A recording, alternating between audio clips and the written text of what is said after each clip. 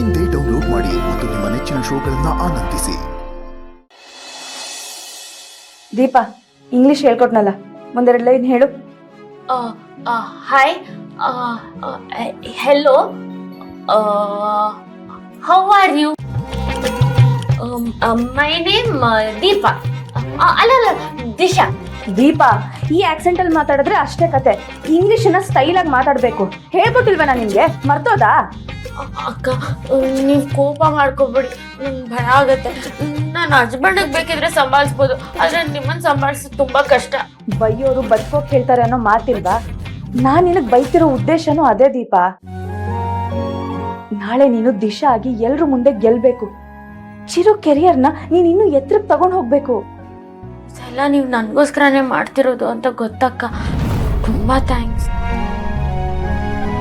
ನನ್ನ ಗಂಡನ ಹೆಸರು ಉಳಿಸೋದ್ರ ಜೊತೆ ನಿಮ್ಮ ನಂಬಿಕೆನೂ ನಾನು ಉಳಿಸ್ತೀನಿ. ಪ್ರಾಮಿಸ್? ಪ್ರಾಮಿಸ್. ನೋಡು, ನೀನು ಚೆನ್ನಾಗಿ ಇಂಗ್ಲಿಷ್ನ ಪ್ರಾಕ್ಟೀಸ್ ಮಾಡಬೇಕು. ನಾನು ಇವಾಗ ಹೇಳ್ಕೊಡ್ತೀನಿ, ಹಂಗೆ ಹೇಳು.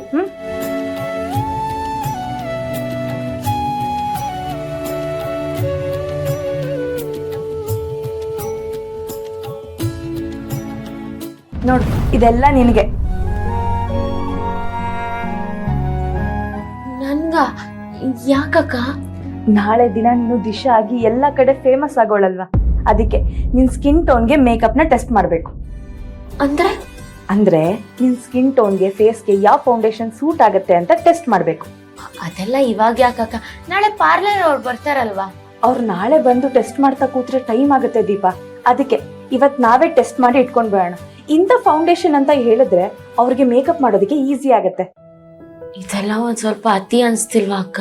ನೀನು ದೀಪಾ ಇಂದ ದಿಶಾ ಆಗ್ಬೇಕು ಅಂದ್ರೆ ಇದೆಲ್ಲ ಮಾಡ್ಲೇಬೇಕು ದೀಪಾ. ಅಂದ್ರೆ ನಾನು ಈ ಮೇಕಪ್ ಎಲ್ಲ ಮಾಡ್ಕೊಂಡ್ರೆ ನಾನು ದೀಪಾ ಅಲ್ಲ ದಿಶಾ ಅಂತ ಎಲ್ರು ನಂಬ್ತಾರ ಅಕ್ಕ? ಮೇಕಪ್ ಅಲ್ಲಿ ಯಾರಿಗೂ ಗೊತ್ತಾಗ್ದಂಗೆ ಯಾರನ್ನ ಹೇಗ್ ಬೇಕಾದ್ರೂ ಬದಲಾಯಿಸ್ಬೋದು, ಆ ತಾಕತ್ತಿದೆ. ಓ ಅಕ್ಕ, ನಾನು ಕೇಳಿದ್ದೀನಿ 50 ವರ್ಷದ ಮುದುಕಿ ಮೇಕಪ್ ಹಾಕೊಂಡು 20 ವರ್ಷದ ಹುಡುಗನ್ನ ಮದ್ವೆ ಆದ್ಲಂತೆ. ಇಂಥದ್ದನ್ನೆಲ್ಲ ತುಂಬಾ ಚೆನ್ನಾಗಿ ತಿಳ್ಕೊಂಡಿರ್ತೀಯ ಅಲ್ವಾ? ಸರಿ, ಇವಾಗ ಫೌಂಡೇಶನ್ ನ ಟೆಸ್ಟ್ ಮಾಡೋಣ, ಸುಮ್ನೆ ಇರು.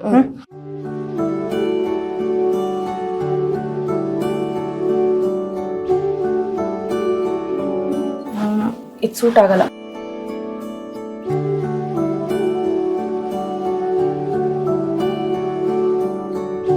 ಓ, ಇದನ್ನ ಹಾಕೊಂಡ್ರೆ ಪಕ್ಕ ಆರ್ಟಿಫಿಷಿಯಲ್ ಅಂತ ಗೊತ್ತಾಗುತ್ತೆ. ಇದು ಬೇಡ.